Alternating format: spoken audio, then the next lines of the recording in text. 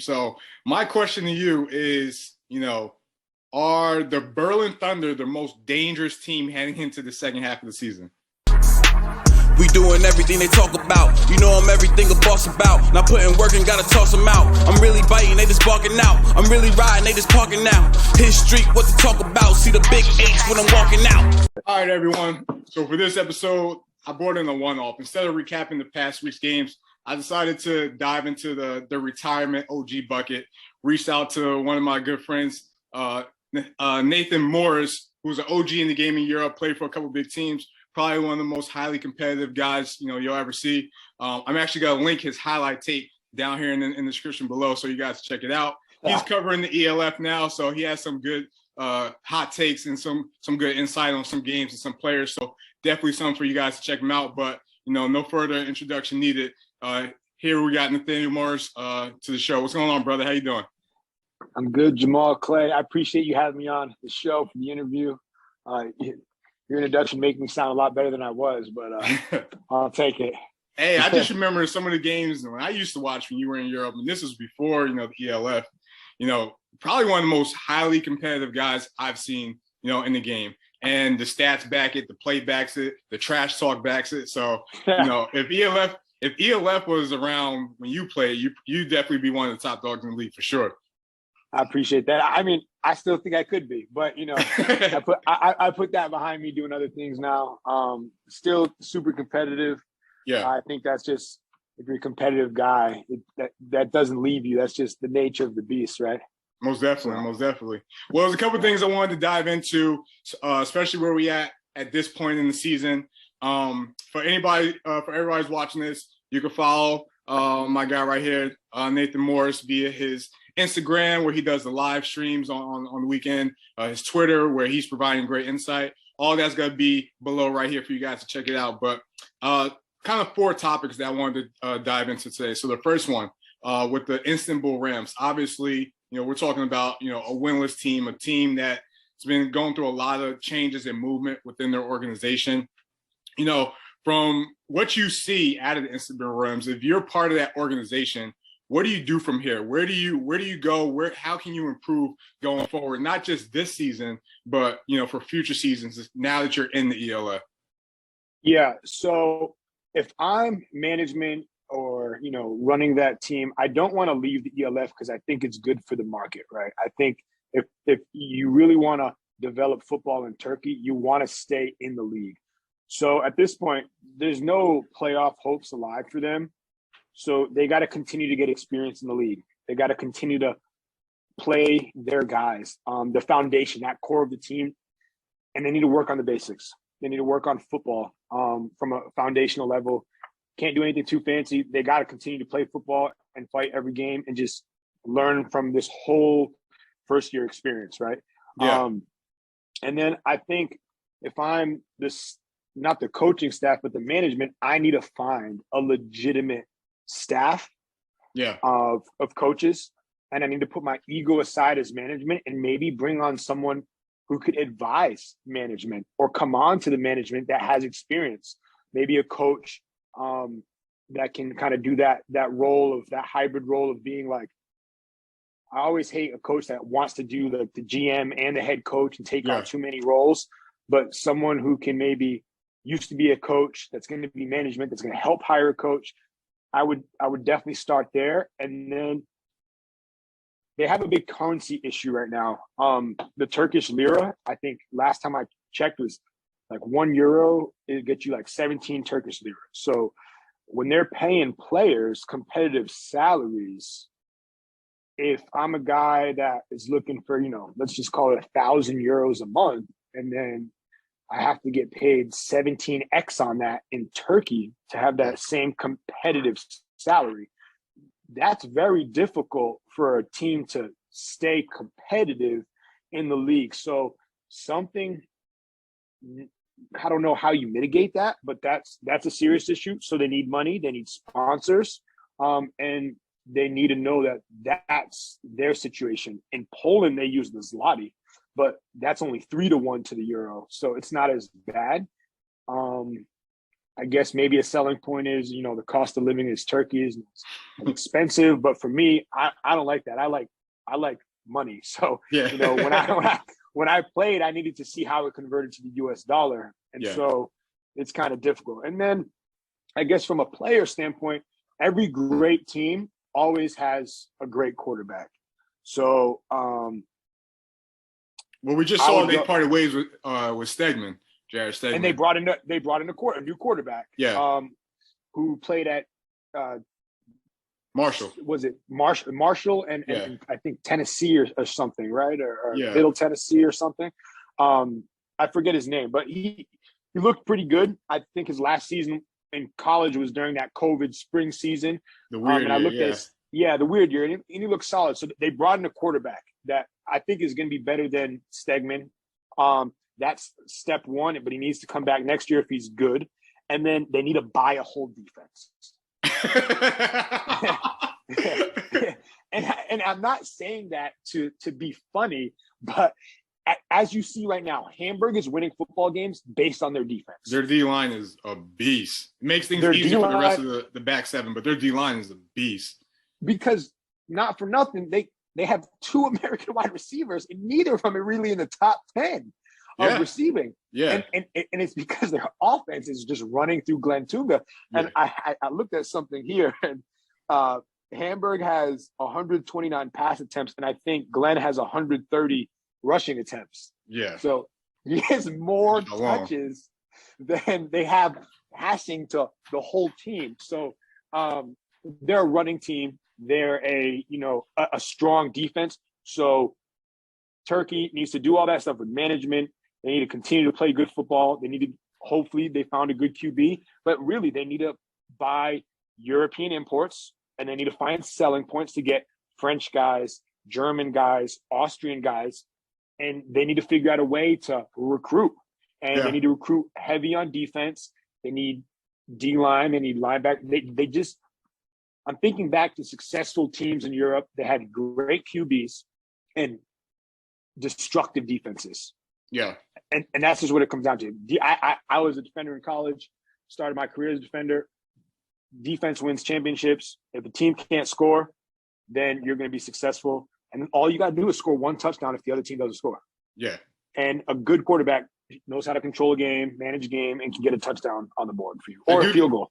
I do think with their new quarterback, they're going to be a little bit, more athletic, and he's going to be able to provide kind of something that Dante Van Dieven's been able to do for Stuttgart, and that's be able to create on broken plays. I think that's something he'll be able to do a little bit for them. A bright spot for their defense is Zachary Blair. This guy's just been balling all year. Are you going to be able to keep him? I don't know. I mean, if I'm Zachary Blair, you got to be able to sell me on the future of this direction going. But he's going to get another opportunity somewhere in the ELF. But ultimately, I agree with you. Like, obviously, it starts with their defense. Then, you do have to get a quarterback.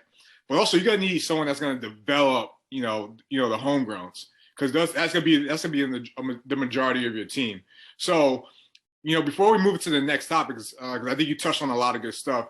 If you're a management, right, and you're looking for your next head coach, are you going for someone that has a history of developing players, or someone maybe like, that's had success in Europe, or so to say, someone that can help recruit and bring in guys? Ooh, that's tough. So if I'm looking to get someone, I want a coach who has been with a team for a couple years consecutively. Yeah. These coaches that bounce around and maybe have like a team that's good for like a piece of a season, is that really a good coach, or is that just like a team that has some good players? I think they're going to need a guy who wants to stay there, who has pedigree, who has history, who has been proven to like been with a team I want to look at this coach's record overall, right? What's his overall coaching record? I think a lot of people don't look at these things. They see a guy's highlight tape, it looks glamorous, and they're like, ooh, I can work with that. But then you look at their record and they won 3 games in college and they threw 50 interceptions. And you're like, wait, how does his highlight tape look so good? So like in regards to the coach, did he have Did he ever win a championship? What was his overall coaching record? And then if he has a European record that's like in the winning percentage, good.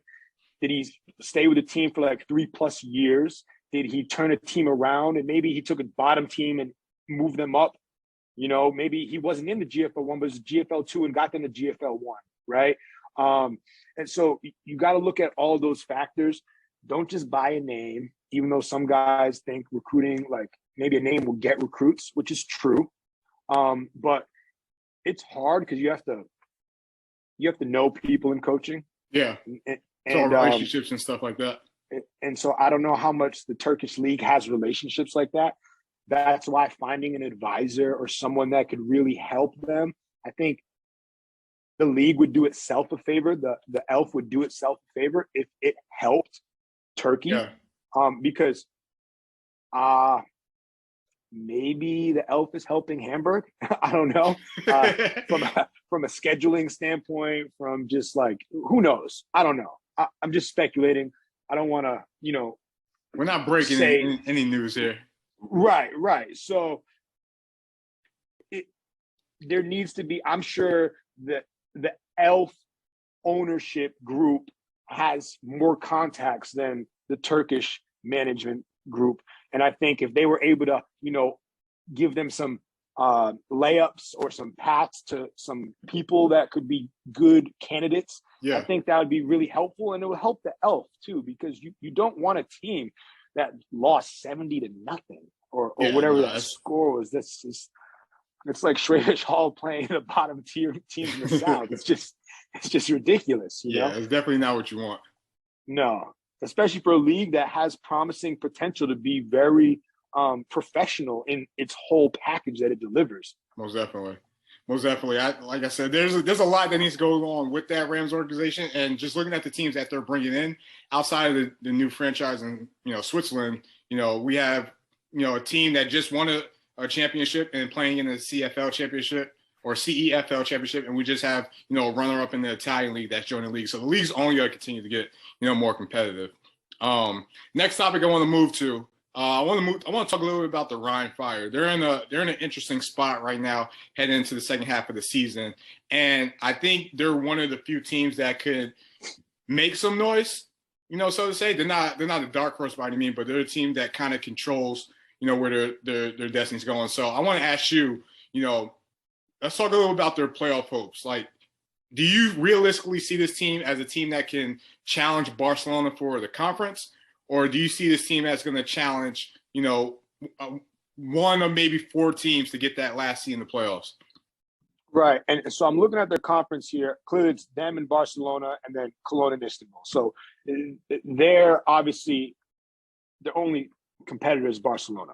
Now, I was looking at Ryan's schedule for the rest of the season. They have a pretty tough schedule. They kind of got dealt a difficult opening season, right? Especially their next 2 games, because you go Sea Devils and Barcelona, 2 games you desperately need. It's a little easier on the back end, but 2 games you desperately need right off the break. And they play Frankfurt again.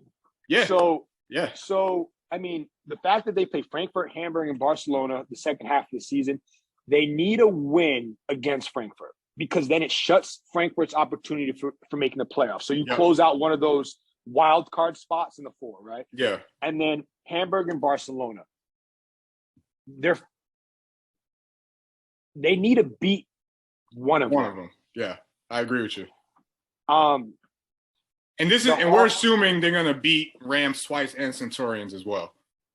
They have to. Yeah, they have to. Like that's right. That's a must to make the playoffs. But then they have to beat Frankfurt, because that's a competitor for that Final 4 spot. Yeah. Because it seems like Barcelona and Hamburg have a lock in.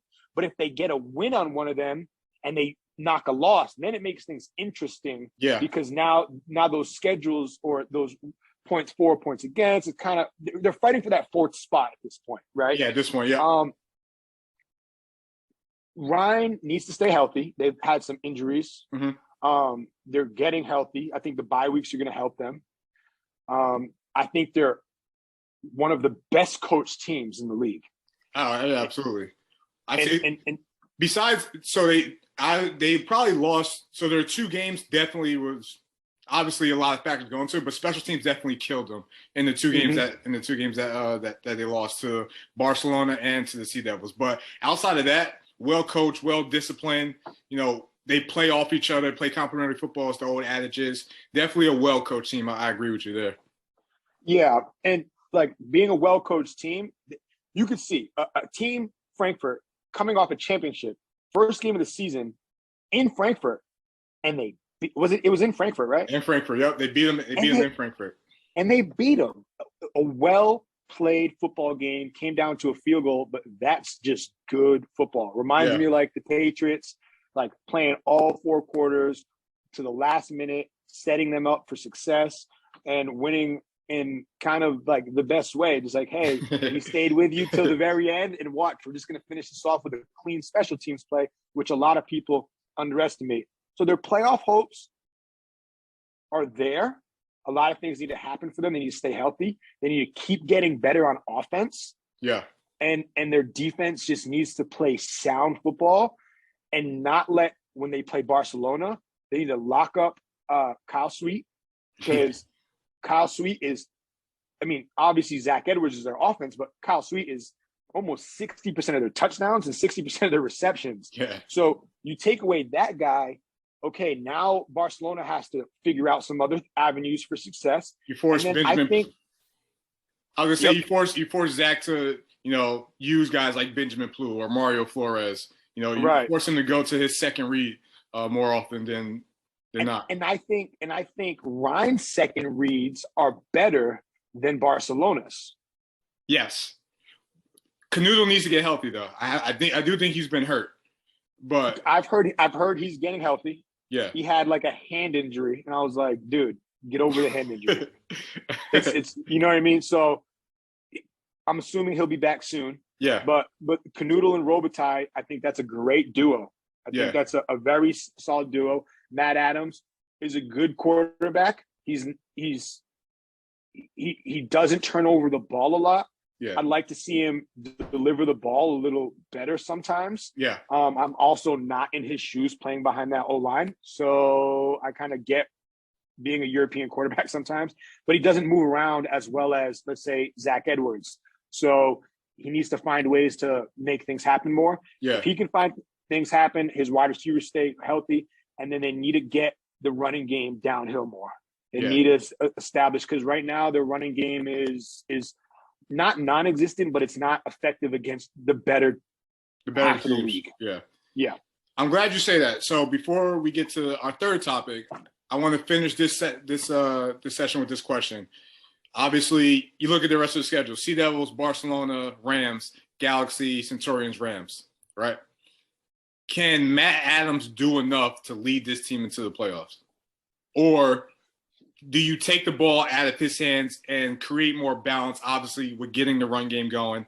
And then you still got Robitaille, you got Harlan Kofi, you got, Canoodle, weapons if you have to go to it. But if you're relying on Matt Adams to get you to the playoffs, can the Ryan Fire, can they do that? I'm not the coach.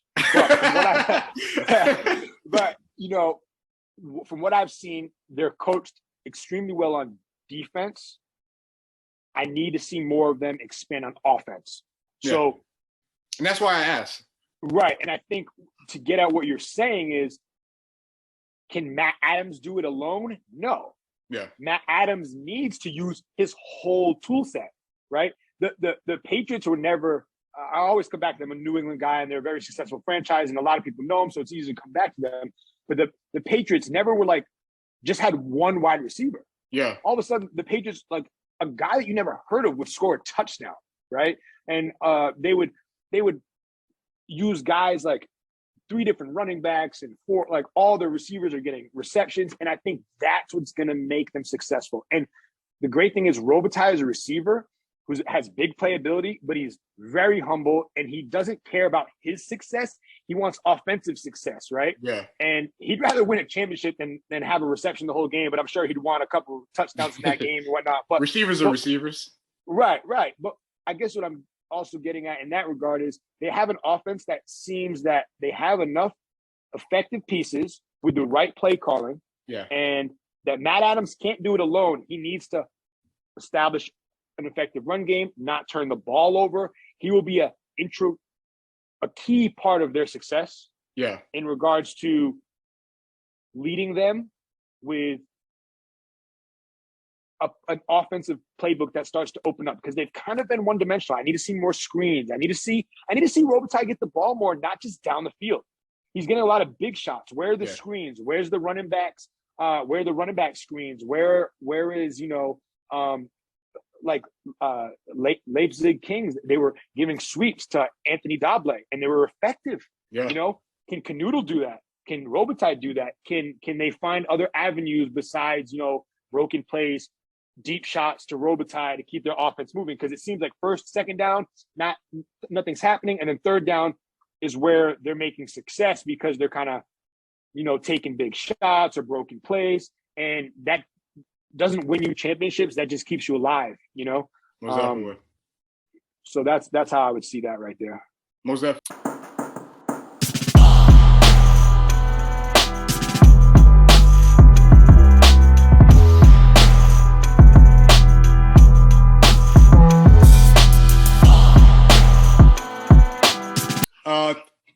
Third topic. We're seeing a team right now that started off the season slow, but slowly has been picking things up the last three out of four games. So my question to you is, are the Berlin Thunder the most dangerous team heading into the second half of the season? Right away, I'm going to say no. and that's a Morris hot take. And I know a lot of people are going to look at me crazy, but I have a ton of reasons why. And I think another Morris hot take here is Crawford hasn't impressed me too much. Really? I'm serious. And before I said this out loud, I was like, Nate, before you talk down on Crawford, who's the second leading rusher in the league, you got to go back and watch film. And so I spent time today going back and watching film, and he has 680 yards on 143 attempts. That's more attempts than Glenn. That's more attempts than Glenn, who has 130. And not only does he have 143 attempts, I think it was almost 68 more attempts than the next guy after Glenn. So he's getting the ball a lot. He's their offense.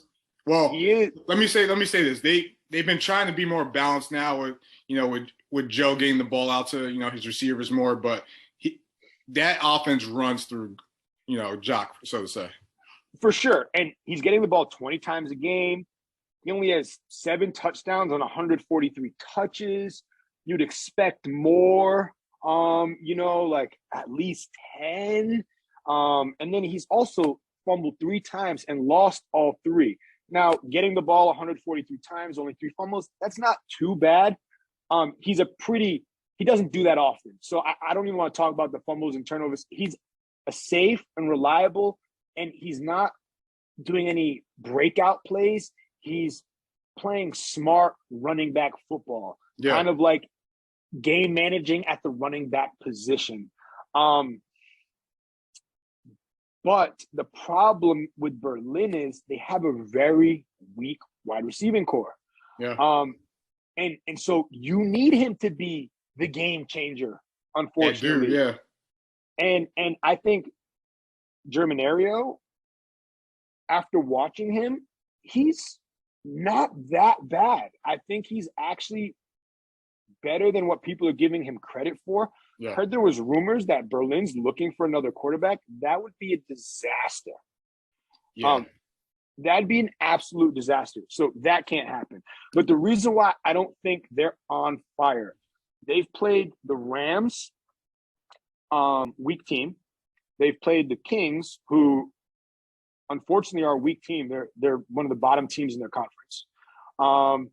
And they played Cologne, who's a weak team. So their last 3 wins, they won in overtime against Wroclaw.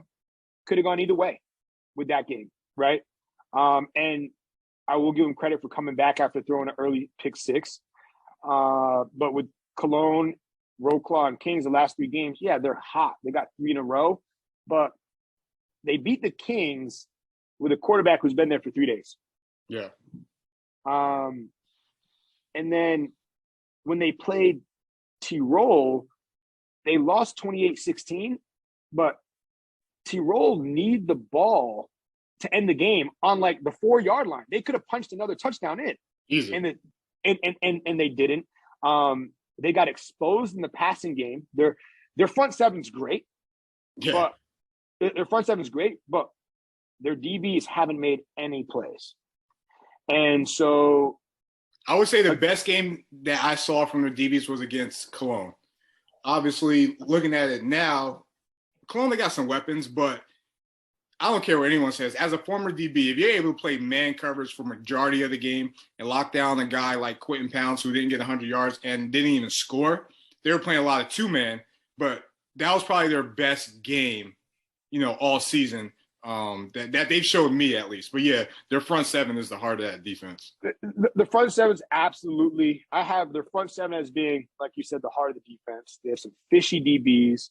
They need to work on the special teams. They got blocked and scored in the Hamburg and Rams game and recovered and scored because I think Blair blocked and scored. And then in the Hamburg game, they just ate up that first punt. And then even in the Kings game, the first Kings game, there was the punter like rolled out to the left and then they're fumbling it. So it was like a rugby style punt. Yeah. So they need to clean up that. And then their field goal unit is actually really good. Yeah. Their field goal unit is probably one of the best parts of their whole team after their front seven. But I don't think they're not going to make a run. They're good, but they are what they are. Yeah. They're going to win the games that they're supposed to win. They're going to make the games that are going to be competitive, but they can go either way. They're going to go into overtime. They're going to come down to maybe a play or two, but they're not going to beat the upper tier teams like the Frankfurts, the Barcelonas, probably not even Rhine. I would love to see that game, but I don't think that happens, Yeah. So what I would say is, their remaining schedules, they go Centurions, Panthers, Sea Devils. So they got and Rams, Raiders. So they got to take care of their division. They already split once with the Kings. So we'll see what happens on that aspect. What I would say is for a guy who started out slow, Kyle Kitchens has been a beast last 3 games. I'm talking 9.5 sacks, 13 tackles for loss, forced fumble recovery, touchdown, and literally, lapped everybody in that long game when he picked up the ball. I didn't even know he could run like that. His stats are ridiculous. Yeah, ridiculous. He's been doing that since he's came in to European football. But this year, it's almost like he's found because I think the game is definitely different in Europe. Yeah. Right? And you also have to know, like, as an American import, the time change does mess with you, right? Yeah. And then finding rhythm in, the schemes out here, and then knowing, like, he's just in rhythm right now as a European football player, and he's 26 years old, having a monster season, and I just see him trending up still. So he's definitely him. And I don't know his whole Daniel is 53. I can't pronounce his name either. So I'm just gonna call it D is. He's balling too. But with those two guys and that front seven as a whole, they're not quite Hamburg, but that's their identity right there. And Germanario, if he had some more weapons, it would be scary actually for that Berlin team, because then they'd be scoring a lot more points, I think. Yeah, it's definitely interesting to see what they do. They're going to be the teams that they play. They're all going to be good games, but we're going to see how good really this Berlin team is going forward. So we'll see right there.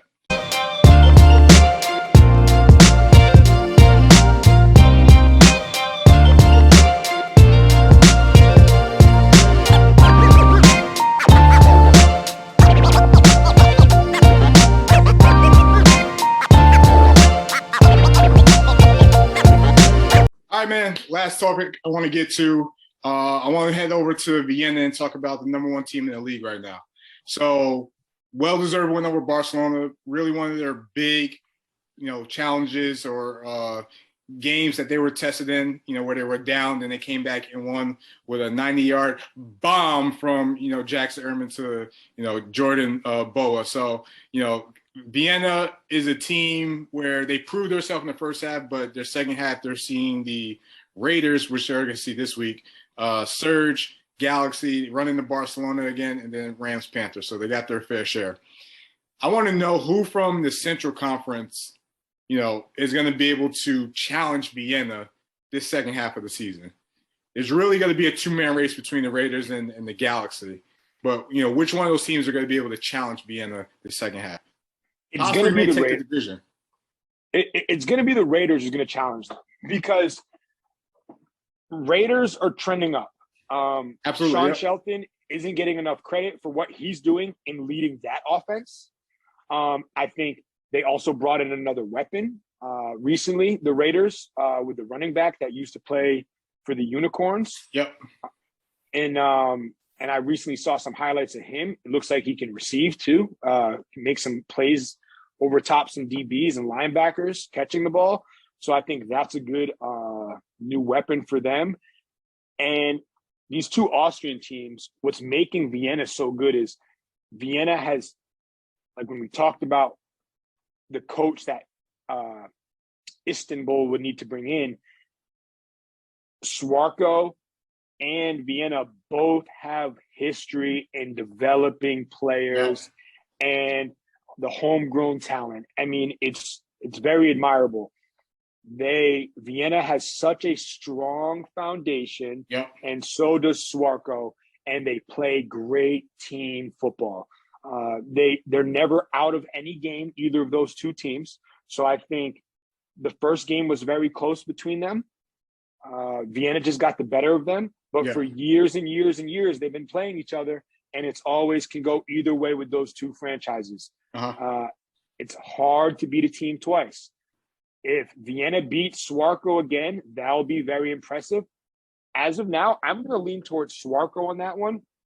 And it's because Vienna's defense is good enough to stop Frankfurt from scoring, but I don't think Frankfurt's defense is good enough to stop Vienna from scoring. Especially with the injuries with, Sebastian Gautier and Josh Posnowski in the back end.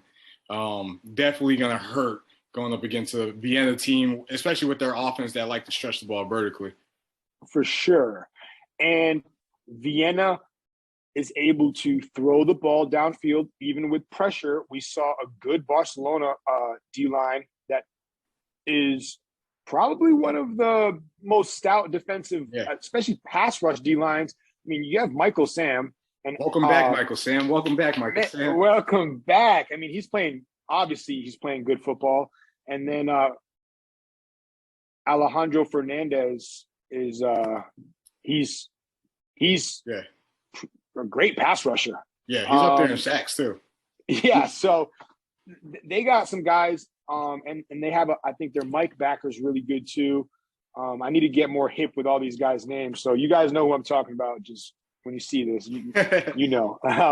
But Vienna was able to score against a pass rush. Yeah. Vienna plays all four quarters. Boo is really good, but Swarko, I think they have a good defense. Sean Shelton can manage a football game all four quarters. He doesn't turn the ball over. I think he's realized he's had to use his feet more and be more downhill when he runs, and he's doing that. I think when you watched him play in the Austrian league, he tried to stay away from that, but he knows like to win games in this league, he's going to have to do more and make more happen, and he's doing it. Yeah. And I think now that, because, when he played that first game, he's like, I've played Vienna tons of times. I'll see them again. I'm not going to give it everything I got. I think you're going to see a much more aggressive performance from him the second time in this next game when they play. And I think if there's any challenger, it's going to be Tirol. Barcelona obviously is a challenger. They beat them They beat them, they played them very well the first time. That'll be an interesting second match. That game could have went either way. Either way, yeah. And they play Ryan Fire, and they do, right? No, the Vikings don't. The Vikings don't. They don't. They don't. Barcelona does, I think.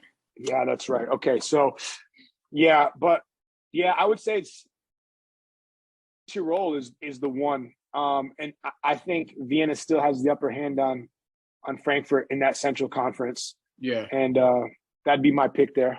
Yeah, I think the Frankfurt game is going to be interesting because now Jake was back. I think he was hurt the first game, so football's football. Yeah. Not fair to judge him off that, but next man up. But I think the Raiders Vikings game, which we'll see this weekend. I think regardless win or lose, we'll learn more about the Raiders than we do Vienna. It's definitely going to be my game to watch. Definitely a game I'll be tuning in. So we'll definitely be checking you out. Hey, Nate, I appreciate you coming on, my man. I appreciate you having me. This was great. We got to do this again. Most definitely, man. Hey, like I tell all my people, man, this definitely won't be the last time we chop it up. Love talking ball. Love covering this league. It's fun. Get to chop it up with guys that have played in Europe and now seeing a league like this grow. Is definitely good to see like the potential of it. But hey, that's all we have for today. Hey, everyone, don't forget to follow my man Nathan Morris. Instagram, Twitter. Follow it all. Instagram Live this weekend on the games. He definitely, guys, got to give you some good insight. He's going to give you some hot takes. He's going to speak what's on his mind, but it's all legit and it's all valid. But, hey, like I said, thanks for stopping by. And, again, this won't be the last time we chop it up, brother. Thanks for having me. We'll be talking again. Most definitely. Hard work, they don't know about it. Hard work, they